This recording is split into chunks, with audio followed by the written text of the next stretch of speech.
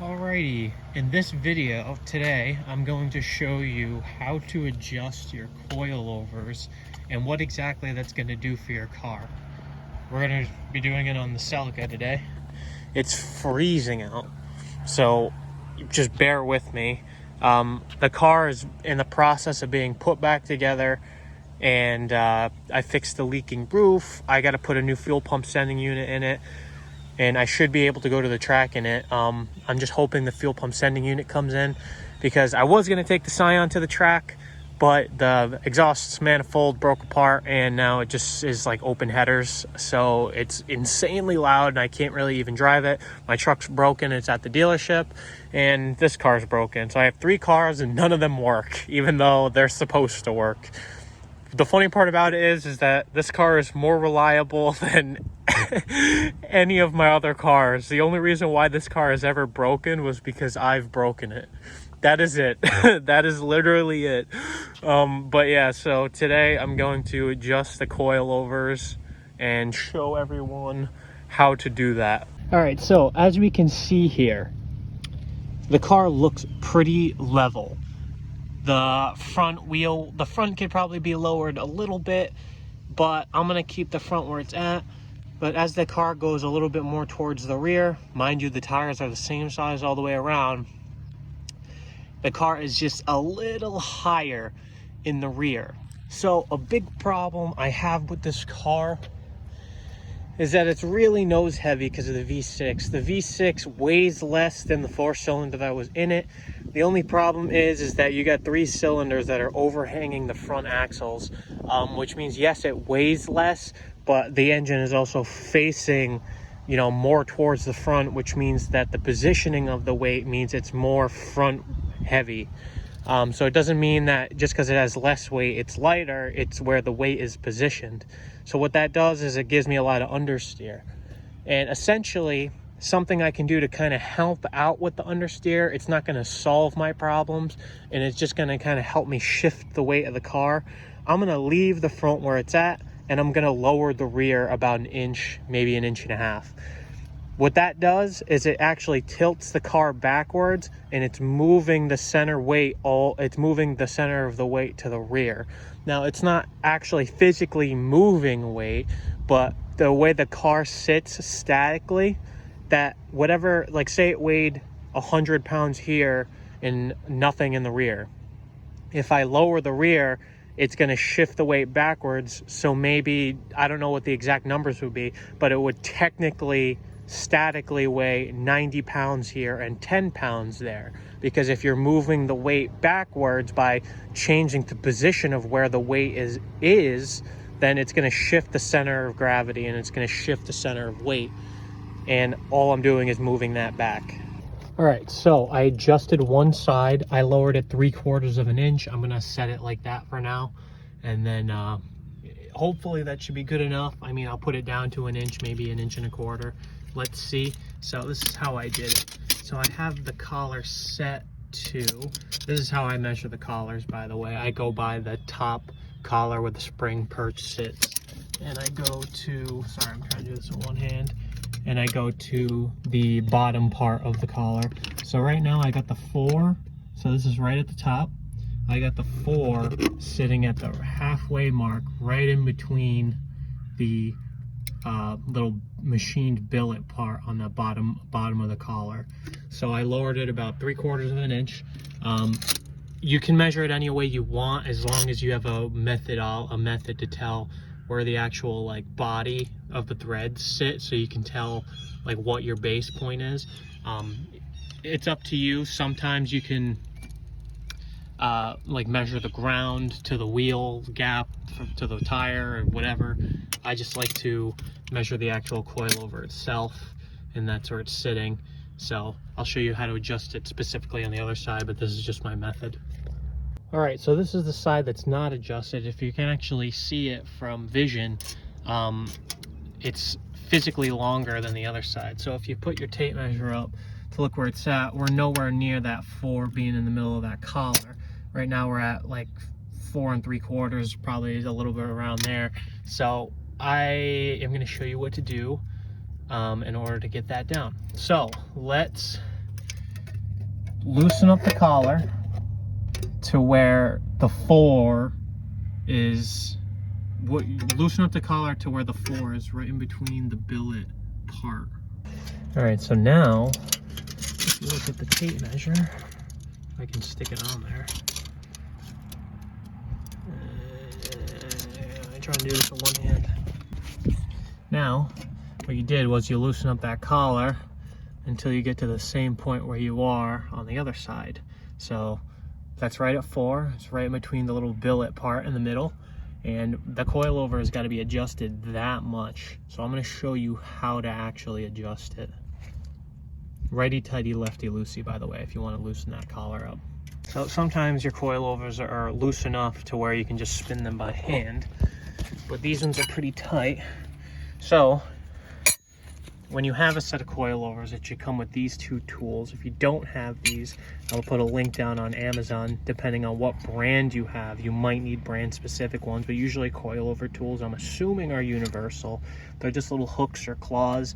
If you want, you can get, I don't know, like a pair of pliers to spin the collars off or whatever, or like tap them off with the flathead, whatever you got to do. But grab your big one, because it usually comes in a set of 2. One small, one big. The smaller is obviously for the smaller collar, the big one's obviously for the bigger. And spin in an effort to not change the spring rate, because sometimes people mistake the spring for you being able to adjust the ride height, because on certain coilovers they're specific.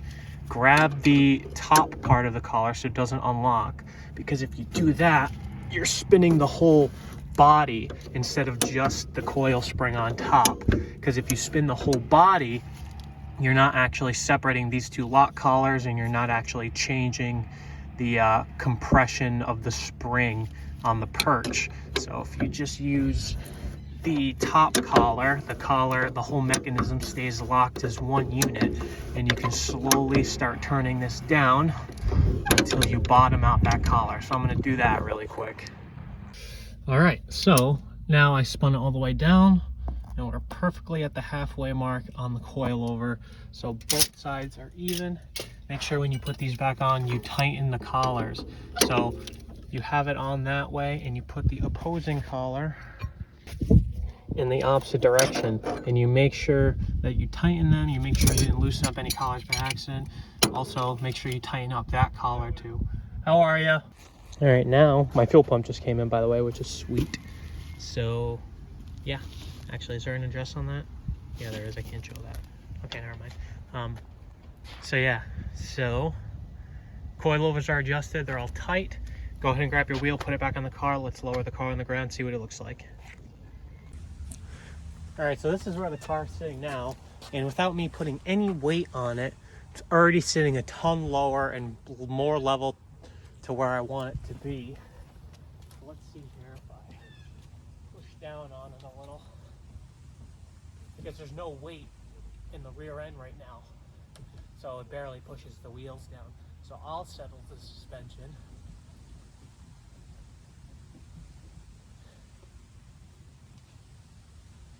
Honestly, I mean, it was pretty good. The whole car could go down like a ½ an inch, but that's pretty good. Lines up pretty well. The car's actually even now. It doesn't sit up high in the back. It sits level. Cool. So what that's doing is that's shifting the weight off the nose more towards the rear. Now, how much is it actually doing since it's only 3/4 of an inch? Not a lot, but it's more than you think, because cars are just heavy in general. So it might be like a couple pounds here and there, but overall, I mean, the more weight that can be positioned in the car can be like a 50-50 weight distribution. I think Celicas are pretty bad. They're like 60-30, and it probably doesn't help that it has a V6 now. So whatever I can do to kind of get the load off the front tires as much statically, even just to move the car back a little bit, will help. It'll probably help a little bit more aerodynamically too. I don't know if I'll have less grip on the rear of the car now, because less downforce, because the car is not in the air and the wing's not pushing the wheels down. I don't know, but that's pretty damn good. And it sits actually tiny bit lower in the rear than it does the front now. But that's good. So whatever weight is in the front or in the midsection is going to be pushed a little bit to the back. It might have changed the weight bias like by like 2%, maybe, if that. But anything helps. So one of my friends the other day was talking about corner balancing. Now, I'd like to corner balance, but I don't really know exactly how to do it. Maybe if I take it to a shop and they can set up the car properly. I weigh about 200 pounds, give or take. So corner balancing, they'd probably put like 200 pounds in the driver's seat and then adjust the coilover and the camber and the wheels accordingly. So, I mean, yeah, for right now, I'm going to keep it where it's at and just see what happens, see what it does. All the coilovers are even all the way around. Obviously not front to rear, but side to side. So I'm going to see where it's at. So hopefully that should help. Another thing with lowering the rear of the car, I don't know this for sure because I'm not an expert on how coilovers work. If you think about it though for a second, you can kind of understand how it works in your head. If you squat the wheels down more, it's actually it's giving me a tiny bit more negative camber. So the lower the car goes, the more, because it's non-adjustable camber.